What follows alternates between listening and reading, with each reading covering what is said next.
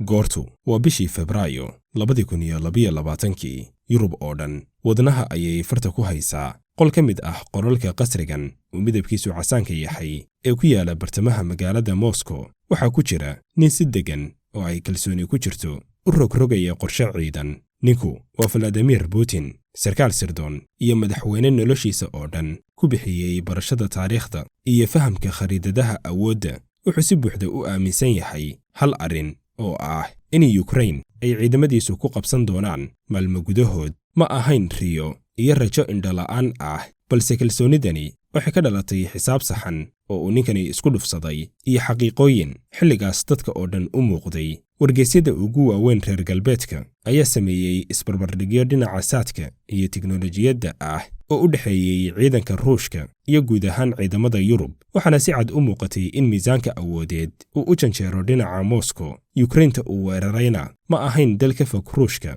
balse waa dal uu taako u yaqaano wax walba ka dhacaya, ka bilow qasriga madaxweynaha ilaa kaniisadaha, juqraafiyeyahan meesha ay dhacdo ilaa dhaqaalaha ay haysato, ciidankeeda ilaa sirdoonkeeda. Putin wuxuu si fiican u ogaa halka ay wax walba marayaan iyo inta ay gaarsiisan yihiin. maalintii uu go'aansaday inuu ciidankiisa dhaqaajiyo, wuxuu diray saf dheer oo taangiyo ah oo ishaysta ilaa 60 mayl oo xiriir ah.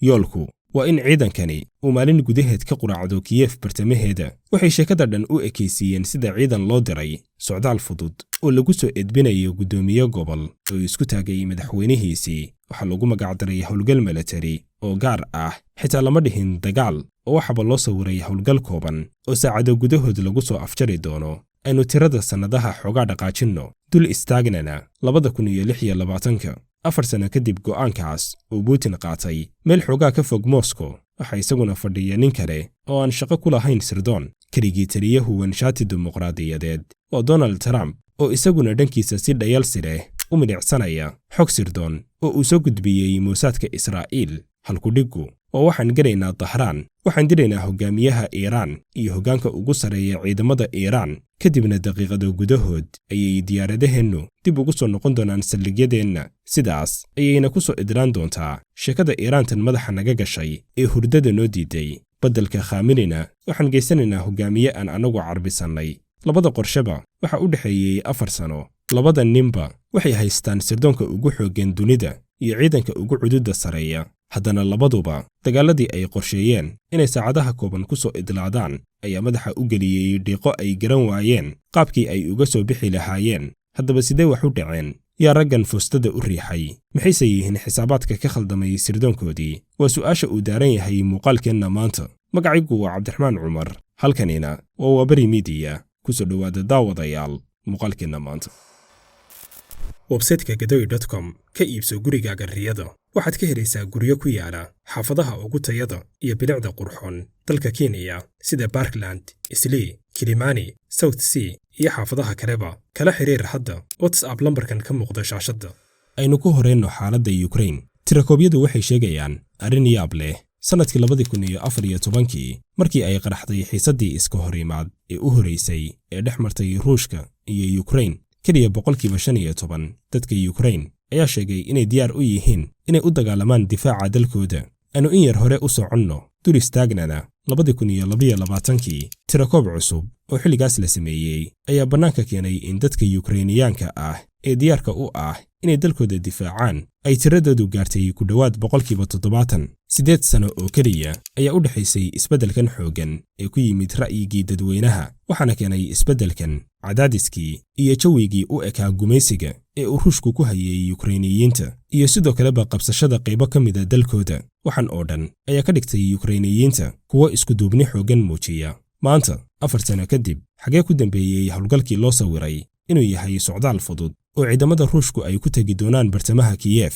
dagaalku hadda wuxuu galay sanadkiisii 4aad, waxayna wararku sheegayaan in labada dhinac qiyaas ahaan ay ku waayeen dagaalkan ku dhowaad 1 milyan oo askari oo noqday kuwo la dilay iyo kuwo dhaawac ah. safkii taangiyada ahaa ee aynu bilowga muuqaalka sheegnay in la rabay inuu saacado gudahood ku gaaro bartamaha Kiev, weli wuxuu ku xayiran yahay meel xogaa ka sokaysa xuduudka oo ma gaarin yoolkiisii. Vladimir Putinna maanta uma muuqdo mid haysta istiraatiijiyad uu kaga bixi karo dagaalkan. haddaba maxay yihiin casharada ay Trump iyo Putinba iska indhatireen? ninkan waxaa la yidhaahdaa Sir Lawrence Friedman oo mid ka mid ah falanqeeyayaasha military ee ugu caansan dunida. wuxuu si gaar ah ugu takhasusay diraasaynta dagaalkii Ciraaq. ninkan ayaa maqal lagu daabacay wargeyska Bloomberg ku soo bandhigay wax uu ugu yeeray casharadii laga bartay dagaalkii Ciraaq, isagoo uga digay maamulka Trump inay sameeyaan khaladaadkii hore. haddaba maxay yihiin casharada uu ninkani ku tilmaamay in laga maarmaan ay tahay in Trump iyo kooxdiisu ay raacaan? arrinta koobaad waa inaad haysatid huwan ama dabool sharci oo caalami ah. ma geli kartid dagaal muddo dheer soconaya adigoo ku jira go'doon diblomaasiyadeed. dagaalkii Ciraaq wuxuu ku bilowday isbahaysi, balse si degdeg ah ayuu u burburay isbahaysigaas, taasoo door weyn ka ciyaartay inuu dagaalku kala dhantaalmo. arrinta labaad, faham ka qaado bulshada maxalliga ah ee aad duulaanka ku tahay.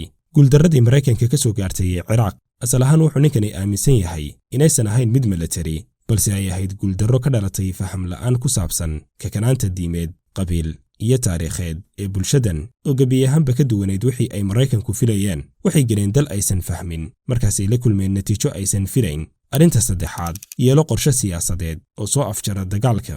guushii military ee ay Maraykanku ka gaareen ciidankii Saddam Hussein waxay ahayd mid degdeg ah, laakiin maxaa xigay? jawaab umaysan hayn tillaabada xigta ee ay qaadayaan. faaruqii siyaasadeed ee ka dhashay guushii military wuxuu noqday mid ka burbur badan dagaalka laftiisa. arrinta afraad, wuxuu ku sheegay inay tahay inaad yeelatid istaraatiijiyad bixitaan oo aan ka tegin faaruq awoodeed. ka bixitaankii Maraykanku uu ka baxay dalka Ciraaq wuxuu horseeday soo bixitaanka kooxo xag jir ah. haddaba Trump ma dabaqay talooyinkan mise wuu iska indhatiray? waa halkan udubdhaxaadka ugu xiisaha badan falanqaynteenna. dabinka uu ku dhacay maamulka Trump marka la eego Iiraan oo khiyaaliga ku dhisan inay gaari karaan guul degdeg ah, oo xisaabaadka Maraykanku waxay ku dhisnaayeen fikrad fudud oo ah waxaan haysanaa gantaalada wax iska caabiya ee ugu horumarsan dunida ee loo yaqaan THAAD. sidoo kale waxaan leenahay diyaarado dagaal oo aad u horumarsan, waxayna ciidamadayadu joogaan saldhigyo military oo aad ugu dhow Iiraan, taasoo ka dhigan in maamulkan madaxtaaggiisu uu batay aynu maalmo gudahood ku soo afjari karno. dabcan fikraddan qariiska tuurnimada ah waxay si buuxda u soo celinaysaa khaladkii uu galay Vladimir Putin 4 sano ka hor.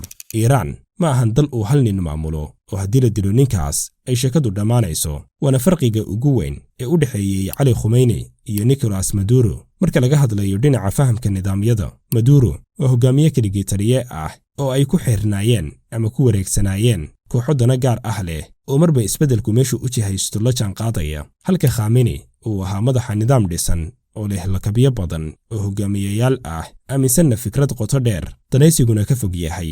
dowladda Iiraan marka aynu eegno waxay u taagan tahay aragti ku salaysan riyad diimeed oo la sugayay 1000 sano. waa dowlad matashadad sugaya imaam ay aaminsan yihiin inuu mustaqbalka dhow soo bixi doono. tani maahan oo keliya aragti siyaasadeed, balse waa aqoonsi jiritaan. qofka weerara dowladdan ma weerarayo oo keliya xukuumad, balse wuxuu taabanayaa riyada guud ee bulshadan.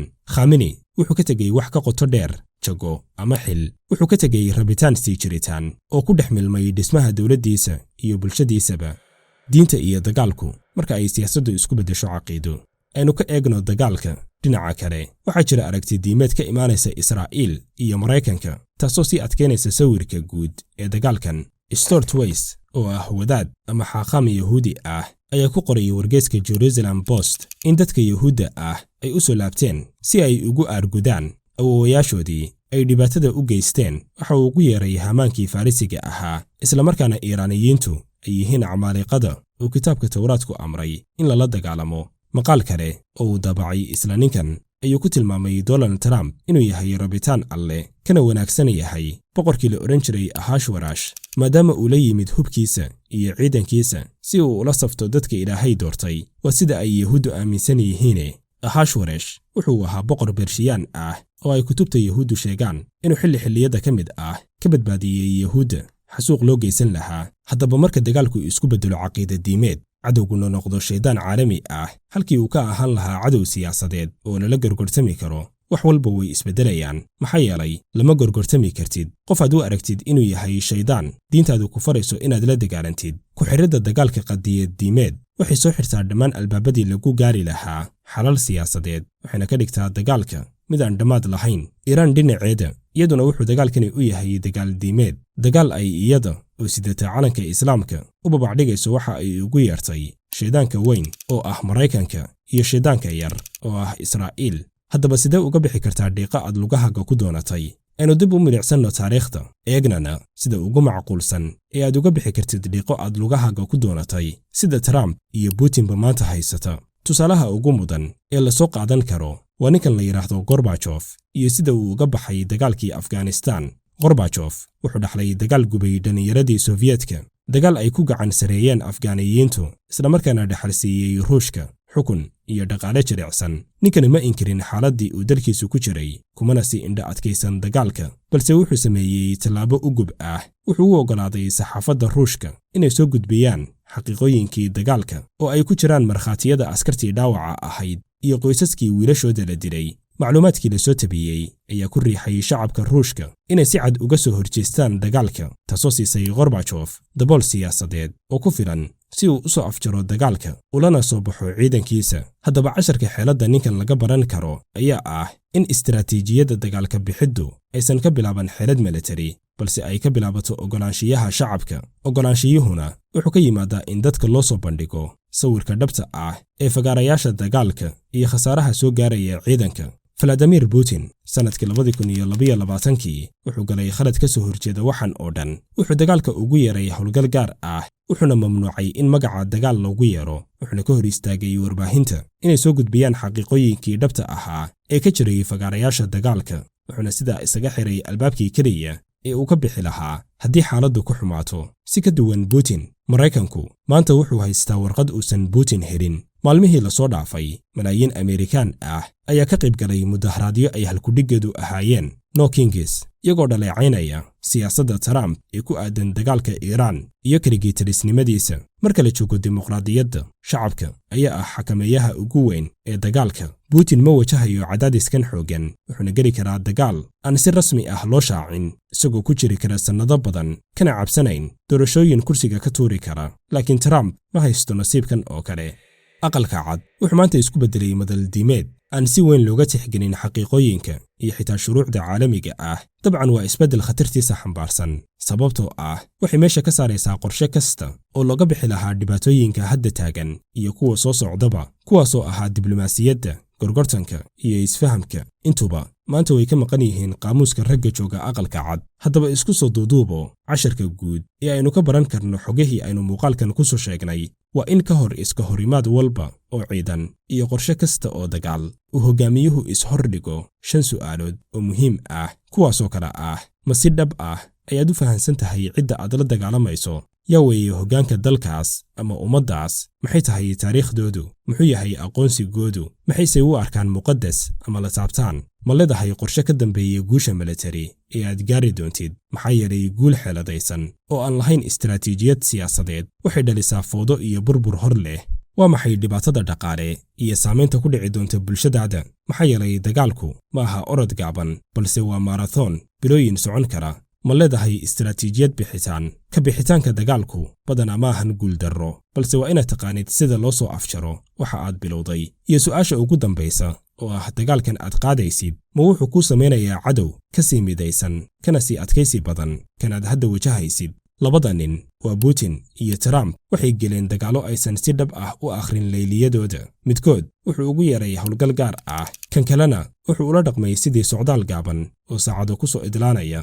labaduba waxay lugaha la galeen dhoobo aad uga fog wixii ay filayeen bariga dhexe oo xitaa xilliyadiisa ugu degan aan la saadaalin karin sida uu xaalkiisu noqonayo. sidee loo saadaalin karaa iyadoo ay ruuxeen dagaallo isdul saaran oo sanooyinkii u dambeeyey dhacay, hadeerna ayba ku sii xoogaysteen aragtiyo diimeed isdhaafsan iyo quwado caalami ah oo mid walba uu ka faa'iidaysanayo jahwareerka taagan? taariikhdu mar walba si toos ah iskuma celiso, balse marka aad tagtadii hore wax ka baran weydo waxaad la kulantaa natiijo tii hore ka qaraar. haddaba aragtidaada daawade, Putin iyo Trump maxay kala yihiin waddooyinka ugu habboon ee ay uga bixi karaan dhiiqadan ay lugaha la galeen? nagula wadaag aragtidaada qaybta hoose ee komentiyada. haddii uu ku qanciyey muuqaalkanna ha ilaawin inaad like inoo saartid oo aad la wadaagtid asxaabtaada. haddii aad nagu cusub tahayna nagu soo biir oo ka mid noqo bahweynta nagu xiran. mahadsanidin.